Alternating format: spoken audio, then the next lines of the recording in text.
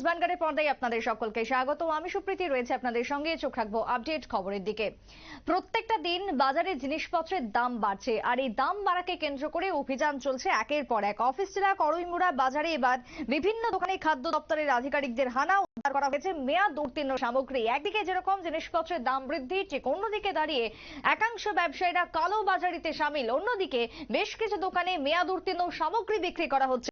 সমস্ত অভিযোগ পেয়ে আজকের এই অভিযান। করইমুড়া বাজারে বিভিন্ন দোকানে হানা দেয় আধিকারিকরা খাদ্য দপ্তরের, এবং অফিস জেলার করইমুড়া বাজার থেকে প্রায় একাধিক দোকান থেকে উদ্ধার করা হয়েছে মেয়াদ উত্তীর্ণ সামগ্রী। কি বক্তব্য আধিকারিকদের, শুনুন। যে এনফোর্সমেন্ট টিম, সেই এনফোর্সমেন্ট টিমে আমাদের মধ্যে উপস্থিত আছে আমাদের টোবাকো, তারপরে অফিসার আছে আমাদের কাছে, লিগেল ম্যাটার্স স্টেট ডাইরেক্টর আছে, ড্রাগ ইন্সপেক্টর, এবং আপনার আছে ফুড সেফটি অফিসার।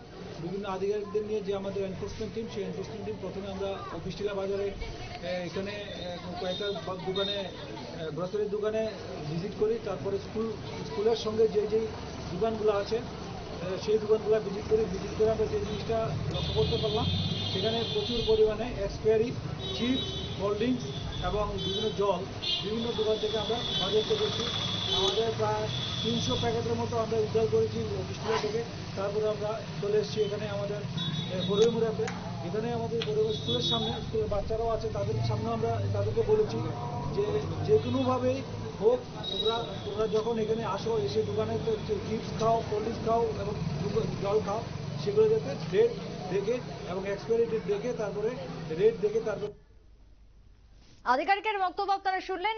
মেয়াদ উত্তীর্ণ চিপস, মেয়াদ উত্তীর্ণ বিভিন্ন প্যাকেট জাতীয় দ্রব্য, যা সবটাই এক প্রকার বাজেয়াপ্ত করা হয়েছে, এমনটাই জানিয়েছেন খাদ্য দপ্তরের আধিকারিক। তবে শুধুমাত্র মেয়াদ উত্তীর্ণ সামগ্রী নয়, তার সাথে 300 ক্যারি ব্যাগ পর্যন্ত বাজেয়াপ্ত করা হয়েছে।